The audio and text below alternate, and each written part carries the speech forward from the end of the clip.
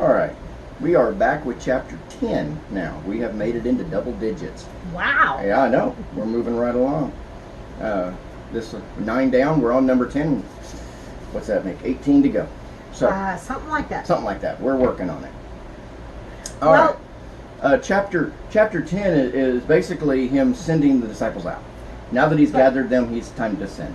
But we're going to talk a little bit. Yep, we got to back up a little. Reminder about chapter 9.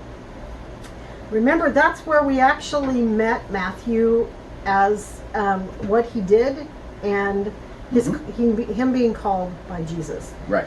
You know, he had a position of, as far as in the Roman world, that was a position of importance and wealth. I think you told me as we were discussing chapter 9 before, his family disowned him, They would and have disowned him. he had a house, a very nice house and everything, and they wouldn't let him come to theirs. They didn't go to his. Just by general Jewish tradition, they Right. would have disowned him. And if you remember, we talked about the fact he wasn't allowed to go into the wasn't- synagogue right. or into the temple. He would have generally been considered unclean. Right. So remember, he was called from a position that would have been a very comfortable position. Mm-hmm. He was called. Jesus walked past him and said, "Come with me." And Matthew did not hesitate. That's right. He just jumped up and went. Which we believe that he knew Old Testament prophecy very well and was looking for it. Based on the way he writes the book, based on the way he writes the book of Matthew, all Scripture is God inspired and God breathed. But he used the knowledge that the people had. Yes. He used that, and Matthew is extremely versed in Old Testament Messianic prophecies. And so I think, even though Matthew wasn't maybe not living exactly right, none of them were, who is, when Jesus calls him, when Jesus finds him, who is. But he would, not even by the legal system, he would have not been proper in their culture. But he was well versed in Masonic prophecies. And maybe he was working with the Romans, maybe he had, I mean, this is speculation on my part, but maybe he had given up. Yeah, possibly. Maybe he wasn't sure the Messiah was even coming anymore. Maybe he had given up. But when Jesus came to his hometown and he started doing these miracles all over the place and he started doing everything, and Matthew started ticking them off one at a time about Jesus and go walking through the Masonic prophecies, doing the math. Matthew was a very analytical person. He's sitting there doing the math going, there is no way that this is not the Messiah. That would be why you liked him. Yeah, I really do like him. And so mathematically, it's impossible for Jesus to have been anybody but the Messiah. And so Matthew's sitting there ticking these off, and he's like, he's got to be. And so when Jesus walked by and said, "I want you," Matthew jumped at the chance. And left. He didn't hesitate. He walked away from a comfortable, stable position. Stable because the Romans were protecting him. He walked away from it without thought, without hesitation. And so as we And I mean, the others did too. I Yes. mean, don't get me wrong. Peter and Andrew, James and John, they did too. Right. But realizing that he would have been shunned. So as we go further into chapter 10 and move on through Matthew, I want you to consider something. Consider God is calling each one of us to something. Are you listening? And are you willing to step forward even if you don't know exactly what it is you're going to do or exactly what he wants you to do? He knew what Matthew would do. He knew what Matthew was capable of, and he knew how Matthew would serve him, even if Matthew didn't. And he knows that for each one of us. So that's what we want you to consider, or I want you to consider as we continue with chapter 10. And at the end of chapter 9, now remember, the chapters and verses came later. The splitting up of where it was came later. Matthew didn't end chapter 9 and then start chapter 10. That's not how he wrote. It was all one continuous thing. Right. And so at the end of chapter 9, where we left off, he was talking about, look, the harvest is plenty. Where we need laborers. We need to send the laborers out. And so he starts at the beginning of chapter 10, directly following that statement. He called to him his 12. Yes. He called to him the 12 disciples. There are some of these that are in the scripture that we know specifically he called, like Matthew Right. and Peter and James, that he called specifically to follow him as he walked past him or whatever. And some of these may have just came to him. And he selected them out of these multitudes, out of the multitudes that were following him, he selected 12. Mhm. And he selected 12, and he gave them power. And he gave them power against unclean spirits to cast them out. Not necessarily to command them at their whim, but they could cast them out, Yeah. cast them out of people. And to heal all manner of sickness and diseases. And to raise the dead, which isn't mentioned in verse 1, but it's mentioned in verse 8. We'll get to it. But to raise that, he gave them power. I mean, they've seen him do all this. And now he says, now you go out and you do it. And I've given you the power and authority to do this. This is a new thing. This is a very, Yes. very new thing. And as we talked about, remember, I mean, I'm not saying you're going to cast out demons, but God You have gives the you an authority to. authority. You have the God-given authority to. Right. If you have Jesus in your heart, you have that authority the same as they did. And he went out, he took a fisherman or a tax collector. Remember, he just picked up this tax collector like a couple days before, maybe. Yes. You know, not very long ago. He just got him, Mhm. and now he's sending him out. Okay, you are no longer a tax collector. You are now a prophet of God. You are now a minister of the gospel. Now go out there and cast out demons and raise the dead. What? Yeah. Really? You know, that's what he did. But and it doesn't say that any of them hesitated. They all went and did it. Yes. I always say that Jesus has a sense of humor. And I'm going to read their names. It's verses 3 and 4. They're named. And it says the name of the 12 apostles were first Simon, who was called Peter, and Andrew his brother, James the son of Zebedee, and John his brother, Philip and Bartholomew, Thomas and Matthew the publican, that's our author, and James the son of Alphaeus, and Lebbaeus, who I prefer his other name, whose surname was Thaddeus, because I can pronounce it. And Simon the Canaanite, and Judas Iscariot, who later betrayed him. Okay, now, if you look at these guys, let's take a look at this 12. Because I've always said God had a sense of humor. And if God had a sense of humor, Jesus is hilarious. So, let's take a look at these guys. Yes. You True. got Peter and Andrew, and James and John. Peter is loud and boisterous and very confident in himself, even when he shouldn't be. Peter is mentioned by name more than any other disciple. He kind of put himself out there He for did, that. and it's because of that. He is more vocal, and he is also reprimanded more because of it. Yeah, because he was the most loud and boisterous about proclaiming Jesus as the Messiah. He was also the most loud and boisterous about denying even knowing him. Mhm. Peter was out there. Peter was out front. He put himself out there. This is just his kind of personality. He was a very boisterous, up front, out there kind of personality. And that's who he was. He became kind of the ringleader probably because of that. But Jesus chose him. And I want you, as I go through these, I'm just pointing out little bits about some of them that I know, little bits and pieces. We know more about some than we do others. But Jesus took their strengths and made it, and their strengths became their weaknesses, and their weaknesses became their strengths. And there's a reason for that. Peter was a leader. Peter was a leader, but he was a leader by force Yes. originally.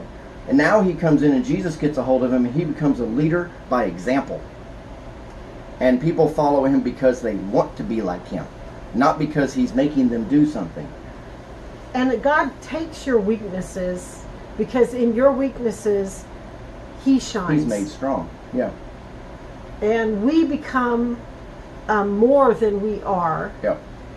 when it's through those weaknesses Mm-hmm. that we reflect His love, reflect His mercy, That's right. and all of them had to learn that. Yeah. Peter was such a strong leader. Sometimes we're all like, we want to be Peter. We Mhm. want to be like Peter. Peter's the one that got out of the boat. I'm telling you, I'd be with the 11 in the boat. I'm not Peter. I would not have got out of the boat and walked on the water. That's not me. I probably would have been in the boat, terrified of the storm with the rest of them. Most people are.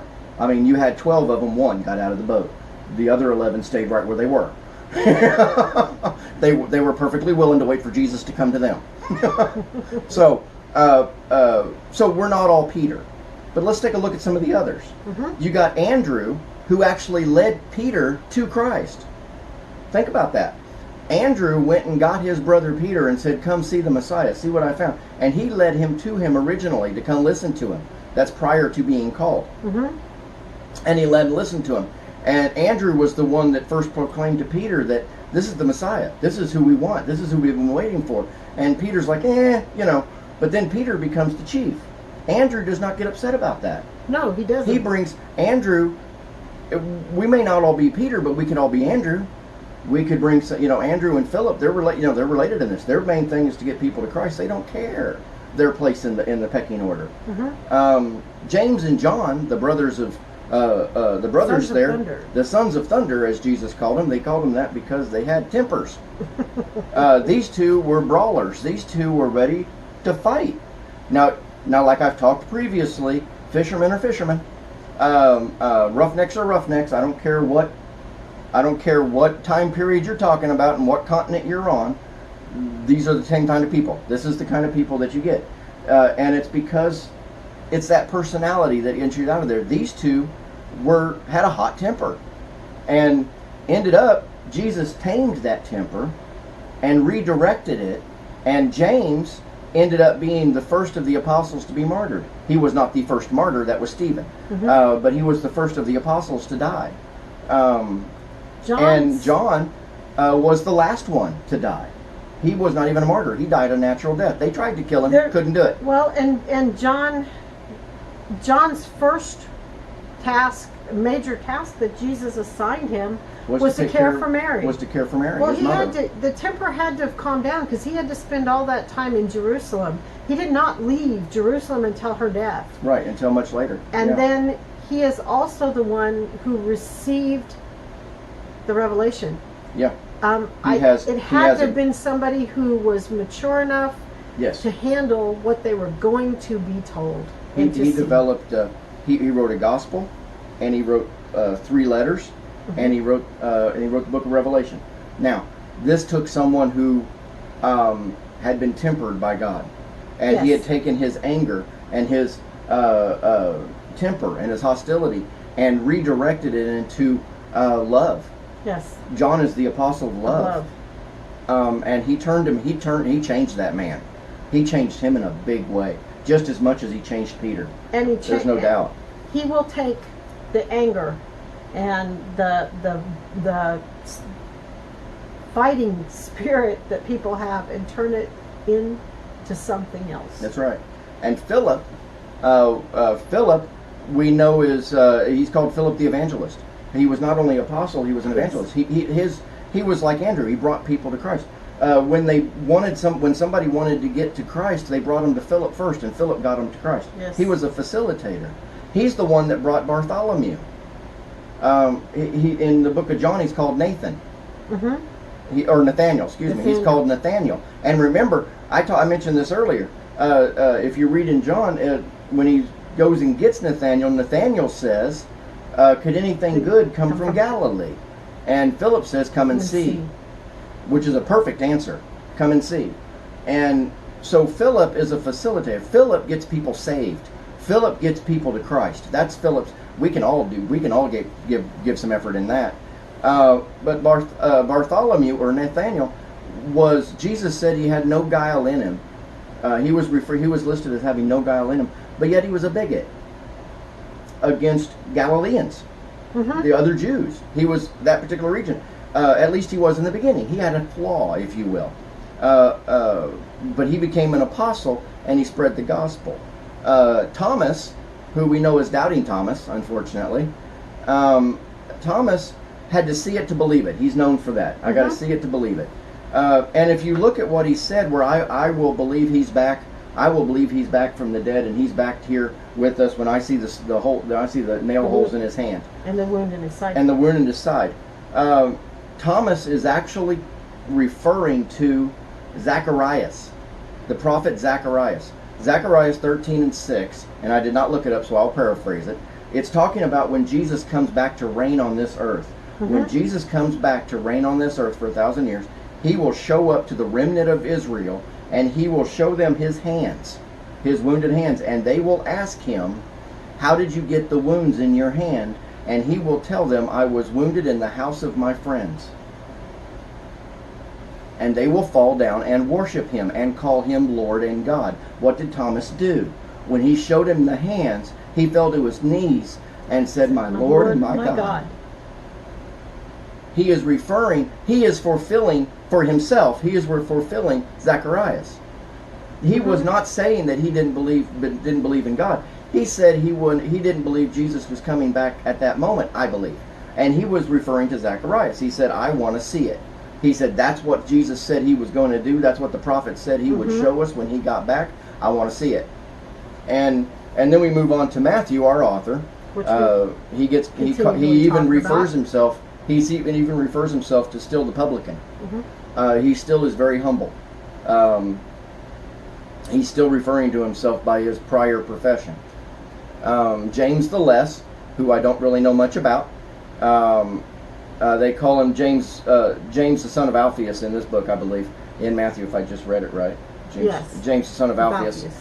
In other books, he's called James the Less, which likely is just a nickname that translates roughly to Little Jimmy. It means he was either smaller or younger or both. Not in general, just of the other James, the other James we had. And then you got Thaddeus, who was in other places is called Jude or Judas, not the Iscariot. He is the brother of James, James the Less. He's the brother. Simon the Canaanite. In other places, he's called Simon the Zealot. Zealots were really extremely passionate about the law and about destroying Rome and killing Rome. They really wanted to kill the Romans. And they were really passionate about Christ coming and delivering them from Rome. He was really into that. And then you got Judas Iscariot, who later betrays Christ. He's listed as the one who later betrays him. Now, my point about, can you picture these guys from radically different parts of the culture, of Israel's culture, radically different parts of their culture, radically different ideologies and theologies. You got, for instance, just two of them. You got Matthew, who worked for the Romans, and you got Simon, who wanted to kill the Romans. And now they get to sit together around a campfire and work together and chit-chat over a campfire at night. This is, I can imagine, that Jesus had to have been laughing hysterically at these guys, because they're all sitting around this campfire trying to behave themselves because they're with the Messiah, and they're trying to be on their best behavior, and they really want to kill each other. They really want to go whoop each other in the woods. But they learn to get along. They learn to love each other. They learn the love of Christ, and they learn that no matter what part of the society they came from and how different they were, Jesus called them all, and they all had a role to play. Yes, and all are made clean and made whole through Christ Jesus, because all of them were flawed. Yes, and I took a little longer with that than I probably should have, but I really find them interesting. I really find Jesus' choices interesting because of the people that he chooses to put together, and the way he can use people that we see as greatly flawed. We don't see what he sees. So now we're at verse 5, I believe. This is where he begins to send them out, and Jesus commands them to go forth. But he says not to go in the way of the Gentiles and to stay away from the city of the Samaritans. And 2 Kings 17. Go to the lost sheep of Israel. Yes. 2 Kings 17, verse 24 says, the king of Assyria brought people from Babylon, Kutah, Avah, Hamath, and Seraphim, and settled them in the towns of Samaria to replace the Israelites. They took over Samaria and lived in its towns. Samaria would have been a Jewish or an Israelite culture, it was Israel community, but they lost it. They lost it because of sin, and they were they were forced out. Mhm. And so Jesus told them specifically not to go there. Now, their Jews did remain there, right. but they ended up intermarrying, and they ended up following the Assyrians' gods instead Right. of Israel. And mainly because there would be a time for them to go there, Mhm. but the time what now was to go to Israel and speak to Israel, and that's where he was sending them. Recall God's people. It said, and go and preach the kingdom of heaven in his hand. The same message that Jesus has been preaching, the same message that John preached before him. And it said, and as you're going and preaching that the kingdom of heaven is at hand, he told him to perform the miracles of validation miracles, I'm going to call them. Miracles that show that you serve a mighty God, that you serving a living God, that you have the authority and the power to proclaim this message. Mhm. In other words, healing the sick, cleansing the leper, raising Right. the dead, casting out devils. And I like what it says at the end of verse 8. Freely you have received, freely you give. Freely give. And I really, really like that part, because so often we want to put conditions on things. God did not put the conditions on his love to you. You should not put conditions on your love to someone else. Right. If they need it and you can minister to them, then freely give. Right. And then in verse 9, he reminds, provide neither gold nor silver nor brass for in your purses. He did not want them to believe that it was in their own power that they were doing it. Right. He was sending them out in the power of God, and that he wanted wanted them them to to trust rely and trust God. And we need to do that too. Not that you don't want to be prepared to do something. You should prepare, but it's not going to be in your power. Those who are reached are going to be because of the light, the love, and God shining through. Yes. So. Yes. And 11 through 15ish, he tells them what to do when they get to the towns. It says to stay with a worthy local. It says when you get there, inquire of who is worthy. And I take a minute here to tell what they're talking about. They didn't have hotels and motels like we have now. Right. You went to the town square, essentially, or the gates in their case, and you hung out there, and they knew you were a traveler. They knew you weren't from there. Or you announce yourself, and you ask the people at the gate, who is worthy? Who is the righteous?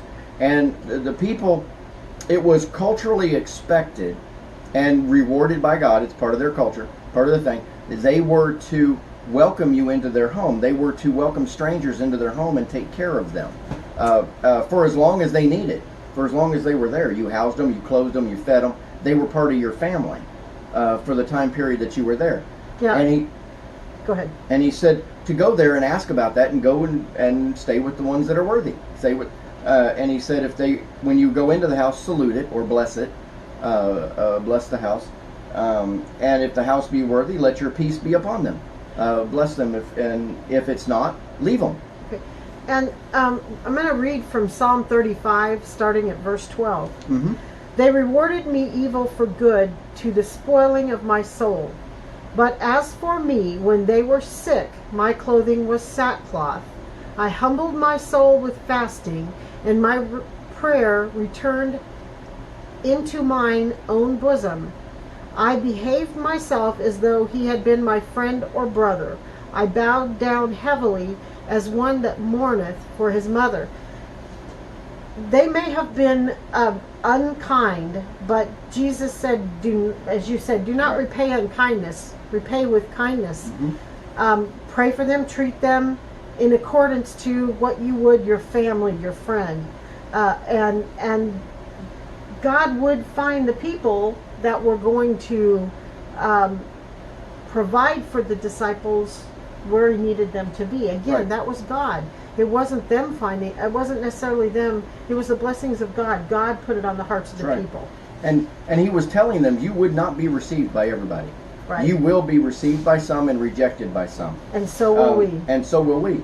But he tells them that under those that don't receive you, that refuse to receive your message or refuse you, shake when you leave that house and or city. When you leave that house or city, shake the dust off of your feet. Now the reason for, and he says it will be better in the judgment. It'll be better in the last day for Sodom and Gomorrah than it will be for that city. And so God will take care of their judgment. But one of the reasons for shaking the dust off your feet, it's not only literal, it's figurative. Mm-hmm. You are not taking that negative spirit, you are not taking that attack personally, and you're not taking it with you to the next city. In other words, and so for us, when we deal with a person and we're dealing with, and they reject the gospel, they reject us, and they don't reject us because it's us, they reject the gospel, they're rejecting God, not us. And so you don't want to take that negativity and that spirit, that hostile spirit, into your conversation with the next person. You want to shake it off, leave it there, and move on. We need to remember, we're going to be talking, especially now. Mm-hmm. There are so many attacks on Christians in all directions right now. We have to stand firm in our belief, but our belief says we hate sin, not the sinner. That's right. We're not against that person. We just stand against that God has identified as sinning, mm-hmm. against him. And we have to do it with clarity, and we have to do it with love and patience and consistency. That's right. And mercy. And absolutely. And I'm really liking, I want mercy instead of sacrifice. I'm really liking that scripture. Verse 16 through 18 is he starts warning them now, mm-hmm. About what they're going to encounter. He said that he's warning them because you will be in danger. I'm sending you as sheep into wolves. So be clever, be subtle as a serpent, be clever, be wise, mm-hmm. And be harmless. Be wise and harmless. If they don't receive you, if they run you out of one town, just flee to the next. Don't stand and fight. Don't be a problem. Just run. Just go on to the next city and move on. Don't fight and argue with them. He said that you will be persecuted. You're probably going to be accused. You're going to be brought before the magistrate or the council. Your brother's going to turn against brother, father against child. It's going to be quite the deal. But when you are called before the magistrate, in verse 19 through 20, it says, when you're called before the council or before the judges, don't give thought to what you have to say. The Spirit will tell you what to say at the time. And I think the reason for that is the reason he's telling them not to think about it is because if you're concerned about how you're going to answer the judge, you're not thinking about how to minister to people. Mm-hmm. You're not listening to them. Right, you're not listening to them. And so you need to stay focused on what's important. What God gave you to do and the message you are supposed to present. Stay focused on that, and if necessary, He will give you the words to tell the judge. And 2 Samuel 23, verse 1 through 3. Now these by the last words of David, son of Jesse, said, and the man who was raised up on high, the anointed of the God mm-hmm. of Jacob, and the sweet psalmist of Israel, said, the Spirit of the Lord spake by me, and his word was in my tongue. The God of Israel said, the rock of Israel spake to me. He that ruleth over men must be just, ruling in the fear of God. Verse 2 is the one that is the most mm-hmm. significant with this. The Spirit of the Lord spake by me, and his word was in my tongue. He's going to give us what we need to say. Absolutely. You're going to go blank. To say. Yeah. But then all of a sudden, you know something that you feel a need to say, because that's God. Yeah. He's giving you the words that whoever you are mm-hmm. before needs to hear. Yep. And in verse 21 through 23, he continues to tell it to. Basically, he's continuing to warn them, and even gets prophetic here. He says, "Brother shall deliver up the brother to death, the father the child, and the children shall rise up against the parents and cause them to be put to death." And I'm going to stop you there because I have a verse that goes with that. Okay. It's Micah 7, and it's chapter 7, 5 through 7. Trust ye not in a friend, but ye not confidence in a guide. Keep the doors of thy mouth from her that lieth in thy bosom. For the son dishonoreth the father, the daughter riseth up against her mother-in-law. A man's enemies are in his own house. That's right. We will be persecuted, but yet we have to know that we're in God. We're walking in the light and the love of God, even if those people closest to us don't know it yet or don't feel it.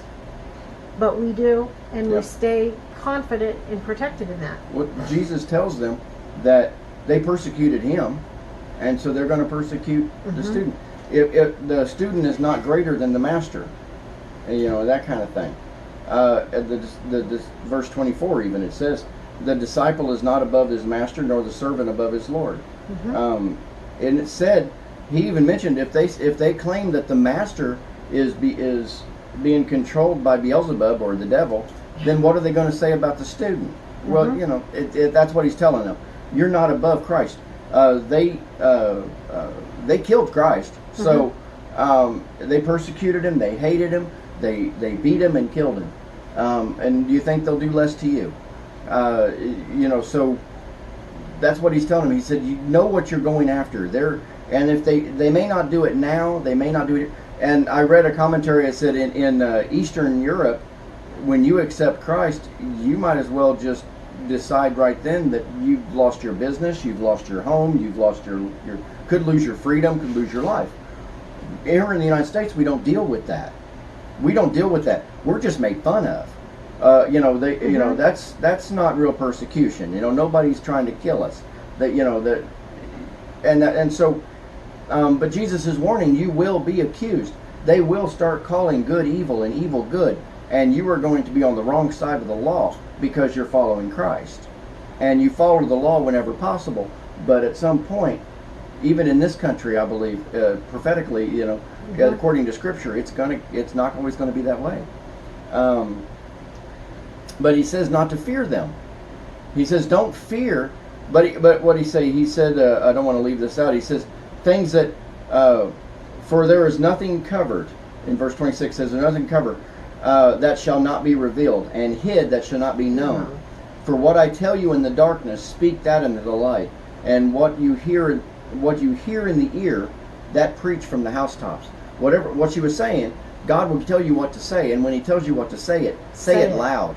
Say it loud and say it clear, and proclaim it loudly. But what He's also saying is all this stuff in secret that they're doing, it will be made public. Whatever is done in secret will be made public. Whatever is done in the dark will be brought to light. All of this stuff is not going to, nobody's escaping judgment. That's what He's saying. So much of what we see right now is done in the dark, and when it comes to light, it doesn't stand up. But we are to stand up. And this is true. Proclaim it in the light. Because at some point, what He's talking about is the judgment. He's not talking about necessarily now, although that does happen quite often now. Eventually, it's brought to the light. He's talking about Judgment Day, and on Judgment Day, everything will be revealed. Everything will be known, and it will be. He said, "Don't worry about those. Don't be afraid of those people that can only." Verse 28. Don't be afraid of those that can just kill your body. Be afraid of the one that can destroy your body and your soul in hell. In other words, God. Don't be afraid of men. Fear God. Don't put, you know, God takes care of the sparrows. He'll take care of you. If it's time for you to die, then it's time for you to die. But God will take care of you. But verse 30 says, "But the very hairs of your head are all numbered." And in 1 Samuel chapter 14, I'm start with 43 through 45. Then Saul said to Jonathan, "Tell me what thou hast done." And Jonathan told him and said, "I did but taste a little honey with the end of the rod. This was in my hand, and lo, I must die." And Saul answered, "God do so, and more also, for thou shalt surely die, Jonathan." And the people said unto Saul, "Shall Jonathan die? Who hath wrought this great salvation in Israel? God forbid, as the Lord liveth, there shall no one hair of his head fall to the ground. For he hath wrought with God this day. And so the people rescued Jonathan, that he died not. Jonathan committed a sin, and what he did, he should have died. But God forgave him and protected him, and he said, no one's going to hurt you. And God is saying he will protect us. He will protect us, especially on Judgment Day. Mm-hmm. Because he's still talking about that in 32 and 33. He continues on. He says, whosoever confess me before men, I'll confess them before the Father. But whosoever denies me before men, I'll deny before the Father. Mm-hmm. That's not a position you want to be in. No. And so there are great rewards and there are great penalties. Mm-hmm. And so stay true to Jesus. And in 34 through 39, it talks about Jesus didn't come to bring peace. He didn't come to bring peace. He came to bring division. He came because he's doing a new thing. He's doing something. He's changing calling things. people to him. He's calling people to him. And he's calling people to the kingdom of heaven out of the kingdom of Satan. This is going to cause conflict. Because Yes. not everybody wants to leave the kingdom of Satan. Not everybody wants to leave the law. Not everybody wants to leave the world. Not everybody wants to leave doing whatever they want to do. They want, and so he's not. This is going to cause conflict, even in their own houses. Right. Brother against brother, father against son. It's going to happen. And that's what verse 35 is. I've come to set a man at variance against his father, and the daughter against her mother, and the daughter-in-law against the mother-in-law. Mm-hmm. Micah. And you read that. And you read that earlier. Micah? Yeah. Yeah. Micah chapter 7, starting at 6. For the son dishonoreth the father, the daughter riseth up against her mother, the daughter-in-law against her mother-in-law, and man's enemies are the men of his own house. Mm-hmm. Therefore I will look unto the Lord. I will wait for the Lord, for the God of my salvation. My God will hear me. Mm-hmm. Rejoice not against me, O mine enemy. When I fall, I shall arise. When I sit in darkness, the Lord shall be a light unto me. Amen. And it says, in other words, you can only kill the body. You can't stop me. No. You cannot, because if I die, as Paul said, to die is gain. For a Christian, if they die, they just go to be with the Lord. It's not that's not a problem. And so he said, pay attention to who you're doing. Now, Jesus said that you have to love him more than anyone. Now, the gospel is both inclusive and exclusive. Mm-hmm. The gospel of Christ is inclusive in that all are welcome, as we've been mentioning all along. Yes. He brought them from all walks of life, everywhere, even the outcasts. Everybody's welcome. But it's exclusive in that there is only one way. Jesus is the Christ. way. No one goes to the Father except through Christ. And so there is only one way. And There we was must, only one perfect sacrifice. and we must love Jesus more than anyone or anything. I want to make sure I got the right page. There we go. Must go to one, love him more than anyone or anything, including our own life, including our own children. We have to love him the most. He has to take priority. And I wrote I wrote a caution. My phone's making funny. Anyway, do not let this lead to a victim mentality. Do not let it lead to a us against them mentality, because it can. We have a tendency to do that as humans. If people believe differently, they turn against you, they betray you, they accuse you of things. These people are not your enemies.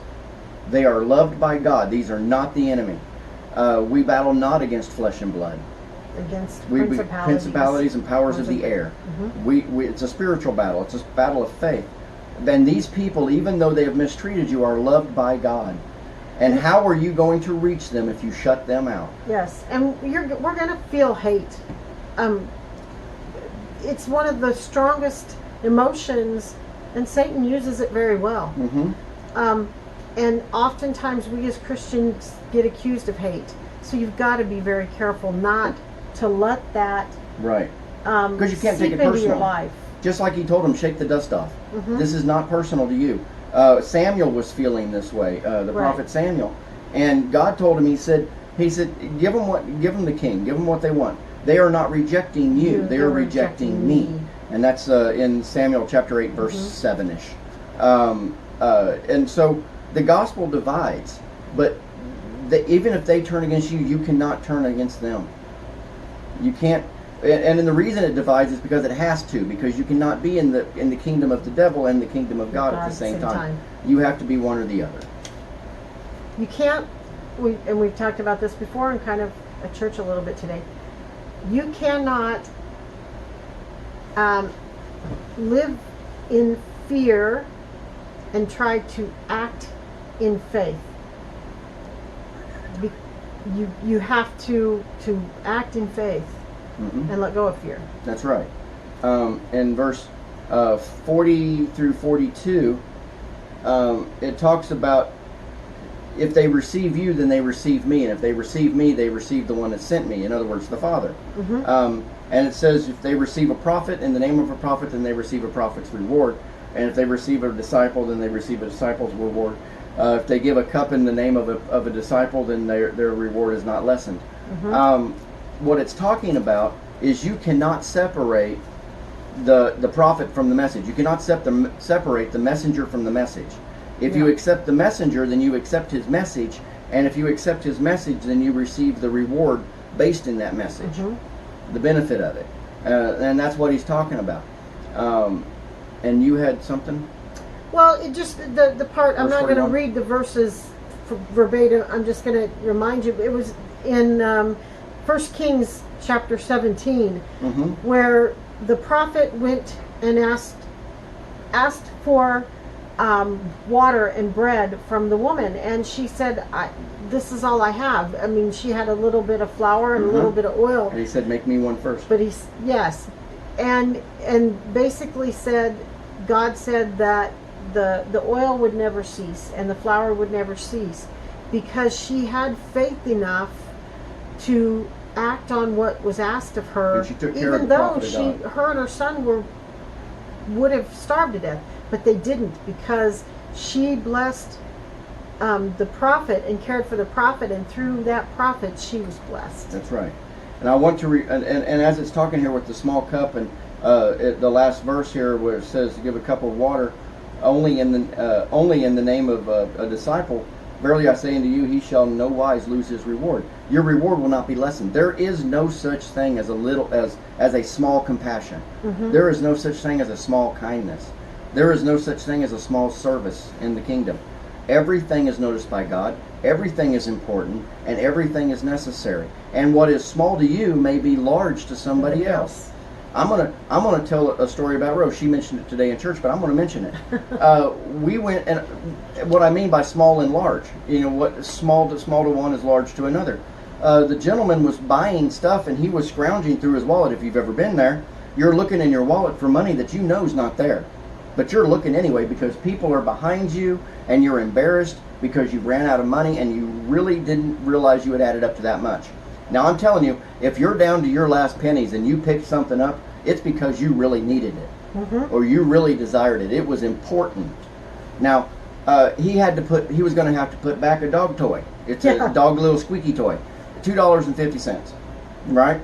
But he doesn't have it, so he's putting it back because the others are more like necessities than the dog. But that dog may be his only companion. Right. And he was wanting to get a little something for the dog. And Rose saw it. She overheard it. And so she told the cashier, put that on my bill. And Rose paid for the squeaky toy. She paid for the squeaky toy for the man. And the man took it and left. And they said, bless you afterwards, outside, and bless you to each other and thank you. It was a very small thing for us. For $2.50. It's a very small thing for us. I waste more than that on a cup of coffee.